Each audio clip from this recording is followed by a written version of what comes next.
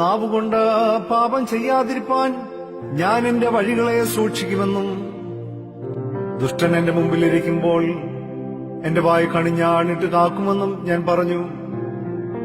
ഞാൻ ഉരിയാടാതെ ഊമനായിരുന്നു, നന്മയെ ഗണ്യമാക്കാതെ മൗനമായിരുന്നു.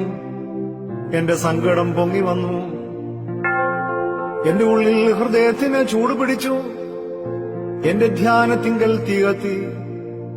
അപ്പോൾ ഞാൻ നാവെടുത്ത് സംസാരിച്ചു, യഹോവേ, എന്റെ അവസാനത്തെയും എന്റെ ആയുസ് എത്രയെന്നതിനെയും എന്നെ അറിയിക്കണമേ.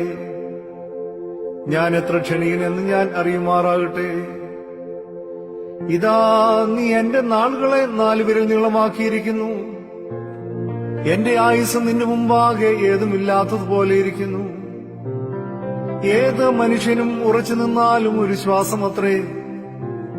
മനുഷ്യരൊക്കെയും വെറും നിഴലായി നടക്കുന്നു നിശ്ചയം. അവർ വ്യർത്ഥമായി പരിശ്രമിക്കുന്നു നിശ്ചയം. അവൻ ധനം സമ്പാദിക്കുന്നു, ആർ അനുഭവിക്കുന്നു എന്ന് അറിയുന്നില്ല.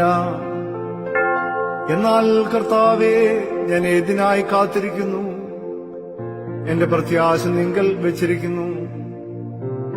എന്റെ സകല ലംഘനങ്ങളിൽ നിന്നും എന്നെ വിടുവിക്കണമേ. എന്നെ ഭോഷന്റെ നിന്ദിയാക്കി വെക്കരുതേ. ഞാൻ വായ് തുറക്കാതെ ഊമനായിരുന്നു, നീയല്ലോ അങ്ങനെ വരുത്തിയത്. നിന്റെ ബാധയെങ്കിൽ നിന്ന് നീക്കണമേ. നിന്റെ കൈയുടെ അടിയാൽ ഞാൻ ക്ഷയിച്ചിരിക്കുന്നു. നിന്റെ അകൃത്യ നിമിത്തം നീ മനുഷ്യനെ ദണ്ഡനങ്ങളാൽ ശിക്ഷിക്കുമ്പോൾ നീ അവന്റെ സൗന്ദര്യത്തെ പുഴപോലെ ക്ഷയിപ്പിക്കുന്നു.